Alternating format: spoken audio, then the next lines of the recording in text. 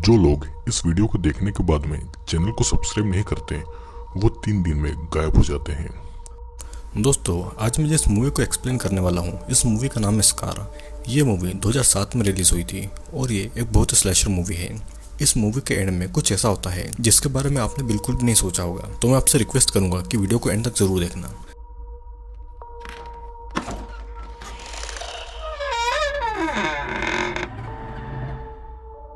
इस मूवी की शुरुआत में हम जॉन बोरोस नाम की एक लड़की को जॉगिंग करते हुए देखते हैं।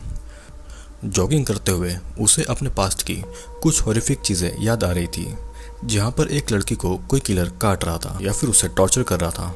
और साथ में जॉन ये सारी चीज़ें देख रही थी क्योंकि उसे भी वहाँ पर बांध के रखा गया था। उस किलर का दिया हुआ स्कार अभी भी उसके चेहरे पर था और यही स्कार जॉन को उस खौफनाक दिन की याद दिलाती थी। फिर हमें कुछ न्यूज़पेपर की कटिंग्स दिखाई जा रही थी जहाँ पर किसी गुमनाम किलर के बारे में लिखा था जो कि लोगों को टॉर्चर करके उनका मर्डर कर दिया करता था। और जॉन इकलौती ऐसी लड़की थी जो कि उस किलर से बच के जिंदा वापस आई थी। दूसरी तरफ जॉन अपने भाई जेफ को कॉल करती है। उसका भाई एक पुलिस ऑफिसर था और उसका भाई उससे कहता है कि ओलंपिया तुम्हें कॉल करेगा, और दोनों कुछ बातें करके फोन को काट देते हैं। तभी एक कार को ट्रैफिक सिग्नल तोड़ता देख जेफ उस गाड़ी का पीछा करता है और उस गाड़ी में सेंड्रा और ओलंपिया नाम की 2 लड़कियां थी। जेफ उन दोनों लड़कियों को पहचानता था और इसीलिए वो उनकी गाड़ी पर कोई फाइन नहीं लगाता है। और यहाँ पर हम देखते हैं कि ओलंपिया जेफ की ही बेटी है। जेफ ओलंपिया को घर जाने का बोलता है क्योंकि जॉन यानी कि उसकी आंटी उनके घर आने वाली थी। जॉन बहुत सालों के बाद में अपने होम टाउन आई हुई थी और वो अपने होम टाउन आने के बाद में सुजैन की कब्र पर फूल चढ़ाने के लिए जाती है, जिससे कि उसे कुछ सालों की बातें भी याद आती है। वो और सुजैन एक रात को एक कब्रिस्तान में स्मोक और ड्रिंक करके बातें कर रहे थे। तब जॉन और सुजैन दोनों टीनेजर थे। उनको वहाँ पर एक घर दिखता है। फिर जॉन सुजैन को उस घर पर ले जाने के लिए जिद करती है। सुजैन पहले थोड़ा मना करती है, लेकिन बाद में वो भी उस घर की तरफ जाने लगती है। ये घर किसी बिशप नाम के एक आदमी था और वो दोनों घर के अंदर ही जा रही थी कि तभी वहाँ पर बिशप आ जाता है और उनको अंदर आने के लिए इन्वाइट करता है। वे दोनों बिना सोचे समझे घर के अंदर चली जाती है। जॉन को चोट आई हुई थी तो बिशप उन चोटों पर बर्फ लगाता है। फिर बिशप उन्हें चाय पिलाकर उनसे कुछ बातें करने लगता है। वो उनसे उनके घर और उनके बॉयफ्रेंड के बारे में भी पूछता है। बिशप फिर सुजैन को किसी काम के लिए मदद करने के लिए किसी रूम में ले जाता है। सुजैन भी उसके साथ में अकेले ही रूम में चली जाती है। सीन यहीं पर कट होता है और कहानी फिर से प्रेजेंट टाइम में आती है, जहाँ पर जॉन को ये सब बातें याद आ रही थी। उस कब्रिस्तान में एक काम करने वाला आदमी था जिसे देखकर जॉन जल्दी से वहाँ से चली जाती है। ये कहानी फिर हमें जेफ के घर की तरफ दिखाई जाती है, जहाँ पर जॉन भी आई हुई थी। उसने अपने घर इतने सालों के बाद में खाना खाते हुए जॉन, जेफ और ओलंपिया एक दूसरे से बातें करने लगते हैं। फिर तभी ओलंपिया के फोन में सेंड्रा का मैसेज आता है जो कि उसे एक पार्टी के लिए बुला रही थी। रात को ओलंपिया और सेंड्रा पार्टी के लिए जाते हैं और ये पार्टी एक हाई स्कूल की लास्ट ईयर की पार्टी थी, इसीलिए वहाँ पर सभी लोग बहुत ज्यादा मस्ती कर रहे थे। तभी ओलंपिया पॉल नाम के एक लड़के के साथ में बातें करने के लिए चली जाती है। ओलंपिया और पॉल एक दूसरे से बातें कर रहे थे। फिर पॉल ओलंपिया को स्मोक करवाने के लिए थोड़ा दूर ले जाता है। उस पार्टी में दोनों स्मोक करने लगते हैं। वहाँ पर उनके बाकी के दोस्त भी आ जाते हैं और उनके 2 कपल फ्रेंड बीच की तरफ जाते हैं। इधर घर पे हम जेफ और जॉन को देखते हैं जो कि बातें कर रहे थे। जेफ की पत्नी मर चुकी थी, लेकिन जेफ ने अभी भी अपनी पत्नी की सारी चीज़ों को बहुत अच्छे से संभाल कर रखा हुआ था। जेफ अपनी बहन को देखकर बहुत खुश था और फिर जेफ जॉन को घर पर छोड़कर अपनी ड्यूटी के लिए निकल जाता है। जॉन को फिर से वही सारी बातें, वही टॉर्चर याद आ रहे थे। हम फिर से फ्लैशबैक को देखते हैं जहाँ पर सुजैन के बिशप के साथ एक अलग रूम जाने के बाद में जॉन वहाँ की चीज़ों को देखने लगती है। तभी वहाँ पर बिशप आ जाता है। वो जॉन के पैर में पट्टियां करते करते उससे कहता है कि तुम्हारी फ्रेंड दूसरे रूम में एंटिक सामान को देख रही है। बिशप और जॉन फिर से बातें करने लगते हैं। फिर बातें करते करते वो और जॉन एक दूसरे को किस करने ही वाले थे कि तभी बिशप किस नहीं करता। बिशप अचानक से क्लोरोफॉर्म लेकर जॉन को बेहोश कर देता है। कहानी फिर से प्रेजेंट टाइम में आती है, जहाँ पर हार्वर्ड और अप्रैल नाम के वही दोनों कपल जंगल में इंटीमेट होने के लिए जाते हैं। लेकिन इंटीमेट होने से पहले हार्वर्ड पानी में नहाने जाता है और उसकी गर्लफ्रेंड अप्रैल अपने कपड़े उतारकर उसे अपने पास बुलाने लगती है। फिर हार्वर्ड उसे अपने कपड़े पहनने को कहता है। हार्वर्ड को अप्रैल इंटीमेट होने के लिए बुला रही थी क्योंकि उसे अपने हाई स्कूल के पहले अपनी वर्जिनिटी लूज करनी थी। हार्वर्ड अभी भी पानी से बाहर नहीं आता और इसीलिए वो गुस्से में वहाँ से चली जाती है। हॉवर्ड अप्रैल को बुलाता है लेकिन उसका कोई जवाब नहीं आता। वो अप्रैल को बुलाने के लिए उस कार के पास में जाता है लेकिन वो कार में भी नहीं थी। अब फिर अगली सुबह हम एक फिशिंग कंपटीशन को देखते हैं जहाँ पर वे सारे हाई स्कूल के स्टूडेंट्स आए हुए थे। वहाँ पर ओलंपिया, पॉल और सेंड्रा भी आई हुई थी लेकिन वहाँ पर उन्हें अप्रैल और हॉवर्ड दोनों नहीं दिखाई दे रहे थे। वे लोग बातें कर ही रहे थे कि तभी वहाँ जेफ और जॉन भी आ जाते हैं कंपटीशन को देखने के लिए। पॉल उन्हें अपने डैड से ही मिलवाता है जो कि एक ऑफिसर थे और फिर तभी प्रिंसिपल कंपटीशन का विनर अनाउंस करती है। वे सभी काफी ज्यादा खुश थे और इसके बाद में सभी हाई स्कूल के बच्चे लेक के अंदर उतर जाते हैं। वे सभी लेक के अंदर मस्ती कर रहे थे और तभी अचानक से पॉल से एक डेथ बॉडी टकरा जाती है और उसकी बॉडी पर हर जगह कटे हुए निशान लगे हुए थे। और तो और अप्रैल की बॉडी पर कोई भी कपड़ा नहीं था, मतलब कि उसकी पूरी बॉडी ही नेकेड थी। अब इस लाश को देखकर जॉन को फिर से फ्लैशबैक की बातें याद आने लगती है जहाँ पर जॉन को वो किलर बिशप ने एक बेड पर बांध कर रखा हुआ था और उस रूम में हर जगह सर्जरी का सामान भी रखा हुआ था। पास ही में सुजैन भी खून से लथपथ पड़ी हुई थी जो कि दर्द में बहुत ज्यादा तड़प रही थी। वहाँ पर बिशप फिर एक लाश को लेकर आता है और वो उस लाश के अंदर वैक्यूम क्लीनर डाल के उस लाश के अंदर का सारा मांस खींच रहा था और ये सब जॉन और सुजैन देख रही थी। वो दोनों ये देखकर बहुत ज्यादा डर गई थी और वे ये सोच रहे थे कि अब उनके साथ में क्या होगा। बिशप जॉन के पास आकर जॉन के फेस पर एक कट मारता है जिससे कि जॉन दर्द से बहुत ज्यादा चिल्लाती है। सीन यहीं पर कट होता है और कहानी फिर से प्रेजेंट टाइम में आ जाती है जहाँ पर जॉन और जेफ घर में अप्रैल के मर्डर के बारे में बातें कर रहे थे।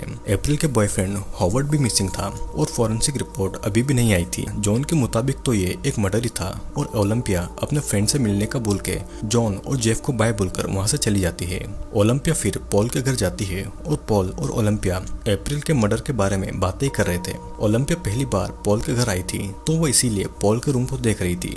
ओलंपिया को वहाँ पर यह पता चलता है कि पॉल की मॉम भी मर चुकी थी और बातें करते करते दोनों एक दूसरे के बहुत ज्यादा क्लोज आ जाते हैं। दोनों में फिर किस होती है। धीरे धीरे फिर पॉल ओलंपिया के कपड़े उतारने वाला था लेकिन वो ऐसा करने से मना कर देती है। उसकी बॉडी पर स्कार्स यानी कि निशान थे और इसीलिए वो कंफर्टेबल नहीं थी। पॉल भी उसे फिर अपनी बॉडी के स्कार के बारे में बताने लगता है। ओलंपिया पॉल को बाथरूम जाने को बोलती है और पॉल उसे वहां जाने का रास्ता बता देता है। ओलंपिया जब बाथरूम जाती है तो वहां पर पॉल के फादर थे जिसे देखकर ओलंपिया डर जाती है और वापस पॉल के पास आ जाती है। आने के बाद में वो उसे बाय बोलती है और वहां से चली जाती है। घर आने के बाद में ओलंपिया सेंड्रा को कॉल करती है। सेंड्रा के घर में उसके पेरेंट्स नहीं थे तो उसने अपने बॉयफ्रेंड ब्रेंड को अपने घर पर बुला लिया था। दोनों थोड़ी देर फोन पर बात करते हैं जिसके बाद में वो फोन कट कर देती है। सेंड्रा यहाँ पर अपने घर को साफ कर रही थी और ब्रायन अप्रैल के मर्डर और हॉवर्ड के मिसिंग होने की बातें कर रहा था। ब्रायन बार बार ये बातें कर रहा था तो सेंड्रा उस पर बहुत ज्यादा गुस्सा हो जाती है। ब्रायन उठकर फिर अंदर कमरे में चला जाता है और सेंड्रा बाहर कचरा फेंकने जाती है। बाहर उसे किसी के होने का एहसास होता है तो वो ब्रायन समझकर उसे पुकारती है। वो उसे देखने जाती है लेकिन वहाँ पर एक जानवर था जिससे कि वो डर के मारे फिर से घर के अंदर चली जाती है। घर के अंदर आने पर वो ब्रायन को पुकारने लगती है लेकिन अब भी उसे कोई जवाब नहीं आ रहा था। तभी वो देखती है कि एक रूम के अंदर ब्रायन खून से लथपथ तड़प रहा था और अचानक कोई पीछे से आकर सेंड्रा को भी पकड़ लेता है। सीन यहीं पर कट होता है और दूसरी तरफ हम देखते हैं कि जॉन को अपना स्कार देखते हुए उसी दिन के फ्लैशबैक फिर से याद आने लगते हैं जहाँ पर किलर सुजैन के घाव पर एल्कोहल लगा रहा था जिसकी वजह से सुजैन दर्द के मारे बहुत जोर जोर से चिल्ला रही थी। अब फिर वो जॉन के पास आकर उसके पेट पे स्टेपलर लगा देता है। जॉन फिर से चिल्लाने लगती है और फिर वो किलर बिशप सुजैन के पास आकर उससे कहता है कि अगर तुम जॉन को मारने को कहोगी तो मैं तुम्हें छोड़ दूंगा। सुजैन ऐसा नहीं करती और तब किलर एक सर्जिकल नाइफ सुजैन के मुंह में घुसा देता है और वो उसके मुंह के अंदर का मांस और उसकी जुबान काटने लगता है। जॉन बिशप को रोकने की कोशिश करती है लेकिन वो नहीं रुकता और सुजैन की जीभ का टुकड़ा बिशप के हाथ पर आ जाता है और उसके मुंह से अब खूनी खून टपक रहा था। कहानी फिर से प्रेजेंट टाइम में आती है जहाँ पर ओलंपिया सेंड्रा के घर आई हुई थी। वो डोर पर नॉक करती है लेकिन अंदर से कोई निकल कर नहीं आता। वो अंदर जाती है पर अंदर सारा सामान बिखरा पड़ा हुआ था। वो सेंड्रा को आवाज लगाती है जिसके बाद में वो ऊपर रूम की तरफ जाती है। उसे ये लगता है कि ऊपर बेड पर सेंड्रा सोई हुई है। वो चादर हटाती है तो वहाँ पर हॉवर्ड की जख्मी लाश पड़ी हुई थी। वो ये भी देखती है कि हॉवर्ड के प्राइवेट पार्ट को किसी ने बुरी तरह से काट दिया है और ये देखकर ओलंपिया बहुत ज्यादा डर गई थी। अब फिर पुलिस स्टेशन में ओलंपिया को लाया जाता है उसकी पूछताछ करने के लिए, जहाँ पर पॉल भी आ जाता है। ओलंपिया को कुछ और देर पुलिस स्टेशन में रखा जाता है और पॉल और जॉन को घर पर भेज दिया जाता है। रात को अब ओलंपिया और जॉन एक दूसरे से मर्डर के बारे में बातें करते हैं। जॉन ओलंपिया को भरोसा दिलाती है कि वो उसके साथ में कुछ बुरा नहीं होने देगी। जॉन नहीं चाहती थी कि जो कुछ भी टीनेज की उम्र में उसके साथ में हुआ है वो ओलंपिया के साथ में भी हो। अब रात को सोते टाइम जॉन को किसी की आवाज आती है तो वो नींद से उठकर वहां पर देखने जाती है। देखते देखते वो आउट हाउस तक पहुंच जाती है, लेकिन वहां पर बस एक हिरण ही था। तभी उसे दिखता है कि ऊपर से उसके कपड़े पर कुछ गिर रहा है। वो ऊपर देखती है तो वहां पर ब्रायन की कटी हुई लाश थी और उसी का खून जॉन के कपड़ों पर गिर रहा था। ये देखकर जॉन इतनी ज्यादा डर जाती है कि उसके साथ हुए टॉर्चर के फ्लैशबैक्स उससे फिर से आने लगते हैं, जहाँ पर हम ये देखते हैं कि सुजैन की जीभ काटने के बाद में वो दर्द के मारे होश में नहीं थी और किलर बिशॉप जॉन को ये कह रहा था कि उसे मारने को बोलो, नहीं तो तुम्हारी भी हालत यही होगी। वो जॉन की भी जीभ काटने ही वाला था और तभी जॉन डर से सुजैन को मारने को कहती है और रोते हुए किलर फिर सुजैन के पास जाकर उसका गला मरोड़कर सुजैन को मार डालता है। जॉन अपनी ही आंखों के सामने अपनी बेस्ट फ्रेंड सुजैन की भयानक मौत देखकर बहुत ज्यादा रोने लगती है। अब ये कहानी फिर से प्रेजेंट टाइम में आ जाती है और सुबह पुलिस ब्रायन की लाश को अपने साथ ले जा रही थी और ये सब देखकर ओलंपिया को उल्टियां हो जाती है। इधर पुलिस स्टेशन में पुलिस ब्रायन के मर्डर के बारे में जॉन से पूछताछ कर रही थी। अब पूछताछ के बाद में जॉन उसी बिशप के घर पर आ जाती है तो उसे डोर खुला हुआ मिलता है। उसे किसी के चिल्लाने की आवाज आती है तो चाकू लेकर वो देखने चली जाती है। वहाँ पर कुछ लोग आए हुए थे जो कि बिशप के सामान को देखने आए हुए थे। किलर बिशप जिन सामानों और हथियारों से लोगों को मारता था और टॉर्चर करता था, लोग वो सब देखने के लिए आए हुए थे, जैसे कि बिशप कोई मर्डरर नहीं बल्कि एक हीरो हो। और इस बात से जॉन काफी ज्यादा गुस्सा हो जाती है, जिससे कि जॉन का भाई जेफ उसे अपने घर पर ले आता है।